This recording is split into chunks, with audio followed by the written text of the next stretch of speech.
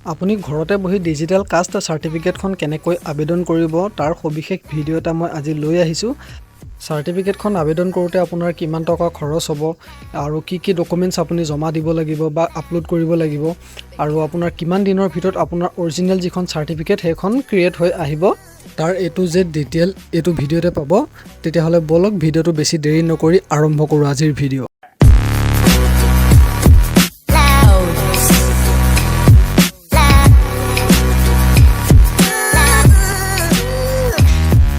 Mobile বা কম্পিউটাৰত আপুনি গুগল ক্ৰমটো খুলি ল'ব। তাত আপুনি সেৱা সেতু সাৰ্চ কৰিব। সেৱা সেতু সাৰ্চ কৰি আপুনি এণ্টাৰ কৰিব। ইয়াত যিটো প্ৰথম লিংক দেখা পাইছে সেইটোত আপুনি এবাৰ ক্লিক কৰিব। ক্লিক কৰাৰ পিছত প্লেয়াৰ লগইন এণ্ড ৰেজিষ্টাৰত যাব। ওপৰৰ লিংকটোত ক্লিক কৰিব। ক্লিক কৰাৰ পিছত চিটিজেন সিলেক্ট কৰিব। চিটিজেন সিলেক্ট কৰাৰ পিছত অলপ সময় ৱেইট কৰিব। ৱেইট কৰাৰ পিছত আপুনি এইটো তলত দেখিছে নিউ ইউজাৰত আপুনি ক্লিক কৰিব। ক্লিক কৰাৰ পিছত আপুনি মোবাইল নাম্বাৰটো আপোনাৰ যিটো মোবাইল নাম্বাৰ হয় যি মোবাইলটোৰ পৰা আপুনি আইডিটো ক্ৰিয়েট কৰিব বিচাৰিছে সেইটো আপুনি এবাৰ ক্লিক কৰি ল'ব। ক্লিক কৰি আপুনি তাত যাব OTP জেনেৰেট কৰিব। আপোনাৰ মোবাইলত এটা OTP আহিব। তেতিয়া OTPটো আপুনি গোটেই OTPটো ফিল কৰিব। ইয়াত আপুনি OTPটো ইয়াত ভেৰিফাই কৰি ল'ব। তাৰপিছত আপোনালোকৰ এটা যিটো আপোনাৰ নাম হয় সেই আপুনি ইয়াত নামটো সাৰ্চ কৰিব। মই এনে জেনুৱেলি এটা নাম দি দিছোঁ। ইয়াত নামটো দিয়াৰ পিছত আপুনি ইয়াত জেণ্ডাৰটো সিলেক্ট কৰিব। জেণ্ডাৰটো সিলেক্ট কৰাৰ পিছত ডেট অফ বাৰ্থ দিব। কোনটো ডেট অফ বাৰ্থ বা ডেট অফ বাৰ্থটো আপুনি আনুমানিকো দিব পাৰে। যিটো মনৰ ইচ্ছা আপুনি নিজে এটা দি দিব। ইউজাৰ এটা পাৰ্চনেল মেছেজ দিব। তাৰপিছত আপোনালোকে এটা ইউজাৰ নেম দিব। ইউজাৰ নেমটো আপোনাৰ নামৰ 4টা আখৰ আৰু পিছফালে 2-4টা সংখ্যা লগাই দিব। 1 2 3 4 কিবা এটা লগাই দিব। নেক্সট আপুনি এটা ষ্ট্ৰং পাছপৰ্ট দিব। নিজে ক্ৰিয়েট কৰি ল'ব পাৰে বা ইয়াৰ পৰা ডাউনলোড কৰি সেভ কৰি থ'ব পাৰে। আপুনি পাছপৰ্টটো দিব। পাছপৰ্টটো দিয়াৰ পিছত ইয়াত কি প্লাছ মাইনাছ কৰিবলৈ দিছে তাৰ এনচাৰটো আপুনি ইয়াত ফিল কৰিব। ফিল কৰাৰ পিছত আপুনি টিক মাৰ্কত ক্লিক কৰি সাইন আপ কৰিব। সাইন আপ কৰাৰ পিছত একচেপ্ট কৰিব। প্ৰথমে আপুনি আইডিটো লগইন কৰি ল'ব। লগইন কৰাৰ পিছত এনেকৈ আপুনি পেজটো দেখা পাব। ইয়াত টাইপ কৰিব আপুনি কাষ্ট বুলি। টাইপ কৰাৰ পিছত আপোনাৰ ইছ্যু অফ কাষ্ট চাৰ্টিফিকেট আহিছে। ইয়াত আপুনি ক্লিক কৰি সাৰ্চ কৰিব।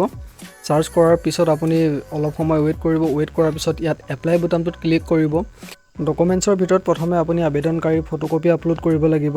আধাৰ কাৰ্ড, পান কাৰ্ড লাগিব আৰু যদি ভোটাৰ ID আছে তেতিয়া দিব পাৰে। যদি নাই কোনো কথা নাই বাৰু। তাৰপিছত আপোনাৰ ৰেচন কাৰ্ড আছে যদি আপুনি ৰেচন কাৰ্ডটো দিব। ৰেচন কাৰ্ডৰ যিটো হাউচ নাম্বাৰ ঘৰৰ নাম্বাৰটো লাগিব। দেউতাকৰ কাষ্ট চাৰ্টিফিকেটখন লাগিব। এই গোটেইকেইটা বস্তু আপুনি PDF কৰি থৈ ল'ব। নেক্সট আপুনি এপ্লাই বুটামটোত ক্লিক কৰিব। ক্লিক কৰাৰ পিছত আপুনি তললৈ আহিব। লেংগুৱেজটো সিলেক্ট কৰিব। লেংগুৱেজ সিলেক্ট কৰাৰ পিছত কাষ্টটো সিলেক্ট কৰিব। আপোনালোকৰ কি কাষ্ট পৰে। আবেদনকাৰীৰ নামটো আপুনি ইয়াত টাইপ কৰিব। কাৰ নামত বিচাৰিছে সেইটো আপুনি টাইপ কৰিব। তাৰপিছত আপুনি জেণ্ডাৰটো সিলেক্ট কৰি ল'ব। তাৰপিছত মোবাইল নাম্বাৰটো আপুনি এণ্টাৰ কৰিব। ইয়াত কি হয় নাম্বাৰ। তাৰপিছত PAN card number, email ID আপুনি দিবও পাৰে বা নিদিলেও কোনো কথা নাই। ডেট অফ বাৰ্থটো ভৰাই ল'ব। যিকেইটাত ষ্টাৰ মাৰ্ক দেখিছে ৰেড কালাৰ সেইকেইটা আপুনি মেণ্ডেটৰী, সেইকেইটা আপুনি দিবই লাগিব। তাৰপিছত আবেদনকাৰী পিতা নাম। তাৰপিছত নেক্সট আহিব আবেদনকাৰী মাতৃৰ নাম কি হয় আপুনি ইয়াত টাইপ কৰি লিখি ল'ব। নেক্সট আৰু কি সম্প্ৰদায়ৰ লোক হয়, কোন সম্প্ৰদায়ৰ তেওঁলোক লোক হয় সেইটো সিলেক্ট কৰিব। তাৰপিছত আপোনাৰ কাষ্টটো সিলেক্ট কৰিব। উপজাতি কি হয়। এড্ৰেছটো আপুনি দিব লাগিব। এড্ৰেছটো ইয়াত দিব। তাত Ctrl+C মাৰি কপি কৰি সিফালে একেটা সেম এড্ৰেছে আপুনি দি দিব। ইয়াত আহিব হাউচ নাম্বাৰটো দিব। আসাম সিলেক্ট কৰিব। আপুনি ডিষ্ট্ৰিক্ট সিলেক্ট কৰি ল'ব। তাৰপিছত আপোনাৰ সাব ডিভিজন মানে মহকুমা আপোনাৰ কি হয় সেইটো সিলেক্ট কৰিব। চাৰ্কুল অফিচ আপোনালোকৰ কোন চাৰ্কুল পৰে সেইটো আপুনি সিলেক্ট কৰিব। নেক্সট মৌজা সিলেক্ট কৰিব। তাৰপিছত আপোনালোকৰ গাঁওখন আপুনি গাঁওখন সিলেক্ট কৰি ল'ব। কি গাঁৱৰ বাসিন্দা হয় সেইটো সিলেক্ট কৰিব। তাৰপিছত আহিব আপুনি পুলিচ ষ্টেচন মানে আপোনালোকৰ আৰক্ষী থানা কোনখন হয় বা কি পৰে সেইটো আপুনি সিলেক্ট কৰি ইয়াত টাইপ কৰি ল'ব। আপোনাৰ নেক্সট ডাকঘৰ সিলেক্ট কৰিব। আপোনাৰ পিন কোড কি পৰে সেই পিন কোডটো আপুনি ইয়াত টাইপ কৰিব লাগিব। পিন কোডটো দিয়াৰ পিছত আপুনি সেভ এণ্ড নেক্সট কৰিব। যিটো গ্ৰীণ বুটাম দেখিছে তাত আপুনি ক্লিক কৰি য়েছ কৰিব। য়েছ কৰাৰ পিছত অলপ সময় ৱেইট কৰিব। তাৰপিছত ইয়াত এপ্লিকেণ্টৰ ফটো আপুনি আগত বনাই থ'ব। এপ্লিকেণ্টৰ ফটোকপি আপলোড দিব। ইয়াত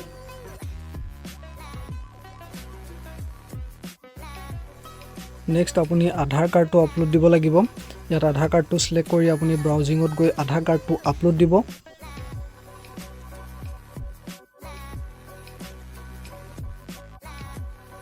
নেক্সটটো আপুনি সিলেক্ট কৰিব। তলত কি বুলি লিখা আছে আপুনি ইয়াত ৰেচন কাৰ্ডটো বা যিকোনো হয় যিটো সিলেক্ট কৰিব পাৰে। আপুনি ইলেক্ট্ৰিচিটি বিল বা কিবা আদাৰ ডকুমেণ্টছ দিব পাৰে। ইয়াত আপুনি সিলেক্ট কৰি যিটো PDF ফাইল বনাই থৈছিলে সেইটো আপুনি PDFটো বনাই ইয়াত আপলোড কৰিব। ইয়াত আপুনি দেউতাৰ কাষ্ট চাৰ্টিফিকেটখন আপলোড দিব লাগিব।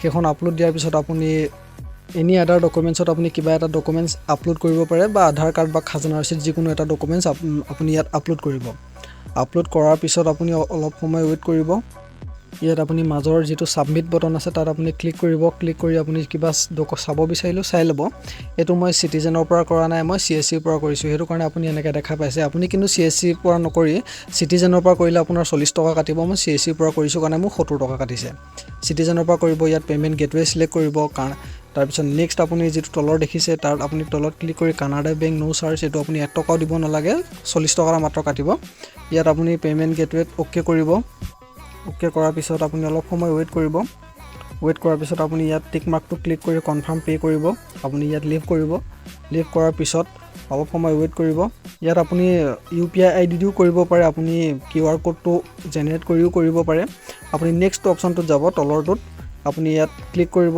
কিউআৰ ডিসপ্লে কৰিব আপুনি এই ডিসপ্লেখন যেতিয়া ক্ৰিয়েট হ'ব আপুনি নিজৰ গুগল পে পৰা আপুনি তাত পেমেন্টটো কৰি দিয়ক ইয়াত 70 টকা কৰিছে আপুনি সিটিজেনৰ পৰা কৰিব সিটিজেনৰ পৰা কৰিলে আপোনাৰ 40 টকা কাটিব অকমান সময় যদি আইডিটো পেমেন্ট কৰাৰ পিছত লগ আউট হৈ যায় আপুনি লগইন কৰি ল'ব নেক্সট একনলেজমেন্টটো এনেকৈ আহিব আপুনি গেট একনলেজমেন্টত কৰিলে আপুনি এনেকৈ দেখা পাব যদিহে আপুনি ভিডিওটোত কিবা বুজি নাপালে তেতিয়াহলে আপুনি কমেন্ট কৰক কমেন্ট কৰি জনাওক যে আপুনি কি বুজি নাপালে মই আপোনাক ৰিপ্লাই কৰি আপোনাৰ কি প্ৰবলেম হৈছে হেতু সলিউশন মই কৰিবলৈ চেষ্টা কৰিম তো যদিহে ভিডিওটো চাই অকমান হলো বুজি পালে তেতিয়াহলে আপুনি চেনেলটো লাইক এটা কৰি চেনেলটো সাবস্ক্ৰাইব কৰি থব